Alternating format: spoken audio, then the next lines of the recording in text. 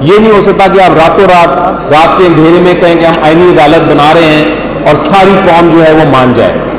تو میں یہ کہتا ہوں اس کے جواب میں یہ کہتا ہوں کہ اس وقت جنگ اصولوں کی ہے اور طاقت کے خلاف ہے. وہ یہ ہے کہ سویلینز، عام شہری کا بھی جو اس کے خلاف عدالت ہے وہ ملٹری کورٹ ہو سکتا ہے، یعنی کہ اس کی ملٹری ٹرائل ہو سکتی ہے.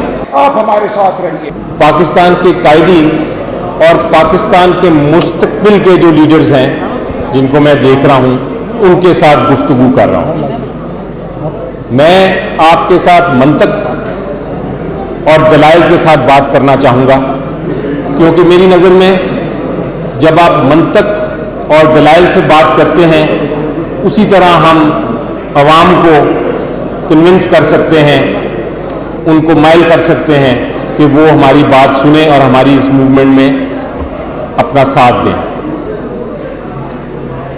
پاکستان اس وقت ایک آئینی بحران کا شکار ہو گیا ہے.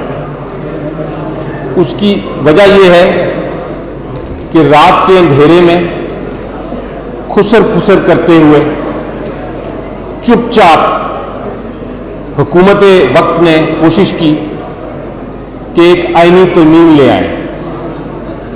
آئین کا آپ کو سب کو پتا ہے، آئین کا ایک ایک آرٹیکل جو ہے وہ دوسرے آرٹیکل کے ساتھ جڑا ہوا ہے.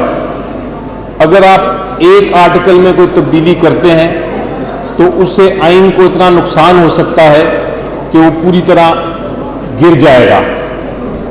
اس لیے جب آپ کو ترمیم کرنے جائیں تو آپ کو سوچ سمجھ کے کرنی پڑتی ہے، آپ کو ڈیلیبریٹ کرنا پڑتا ہے، آپ کو ڈسکس کرنا پڑتا ہے. آپ کوشش کرتے ہیں کہ عوام کی بھی نمائندے جو ہیں ان کو ساتھ لے کے چلیں، عوام کی آواز بھی سنیں، وکیلوں کو بھی سنیں، اور پھر آپ فیصلہ کریں آئینی ترمیم کا.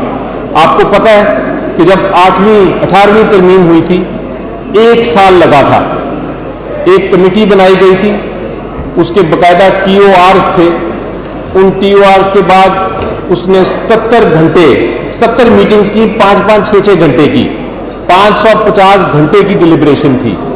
ہر جو لیڈر تھا، جو ممبر تھا اس کمیٹی کا، وہ پھر اپنی لیڈرشپ کے ساتھ جا کے ایک ایک شک ڈسکس کرتا تھا. پھر جا کے کنسنسس ڈیولپ ہوا، پھر جا کے 18ویں ترمیم ہوئی. لیکن رات کے اندھیرے میں نے آج تک کوئی امینڈمنٹ ہوتے نہیں دیکھا. میں ایز اے سینیٹر، ہمیں بلایا گیا کہ آپ آئیں، رات کا وقت تھا، اتوار کا دن تھا.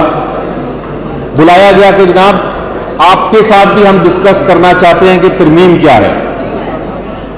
میں نے پوچھا کہ آپ یہ بتائیں کہ کوئی ڈاکیومنٹ ہے جس کو ہم ڈسکس کریں، کیونکہ آپ سب وکیل ہیں، ہم کسی ڈاکیومنٹ کے بغیر ہوا میں تو ڈسکس کوئی چیز کر نہیں سکتے. لیکن عجیب و غریب بات یہ تھی کہ نہ کوئی ڈاکیومنٹ تھا، نہ کوئی کاغذ تھا، نہ کاغذ کا ٹکڑا. ہوا میں کہا گیا کہ ہم ترامیم کرنا چاہتے ہیں. آپ کو پتہ ہے جب آپ ترمیم غلط کر دیں کسی قانون میں، ہم نے اپنی تاریخ میں، پاکستان نے اپنی تاریخ میں بہت سفر کیا ہے، بہت نقصان اٹھایا ہے غلط ترامیم کا، غلط آئین کا. یہ نہیں ہو سکتا کہ آپ راتوں رات کے اندھیرے میں کہیں کہ ہم آئینی عدالت بنا رہے ہیں اور ساری قوم جو ہے وہ مان جائے.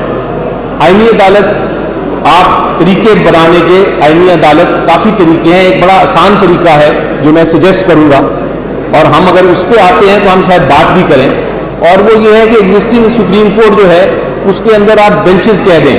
آپ کہتے ہیں جب آئینی معاملہ آئے گا، جو آلریڈی آپ کہہ چکے ہیں اپنے قانون میں، جب آئینی معاملہ آئے گا تو جو ٹاپ سب سے سینئر 5 ججز ہیں اس کا بینچ بنایا جائے گا، وہ سنیں گے آئینی کیسز.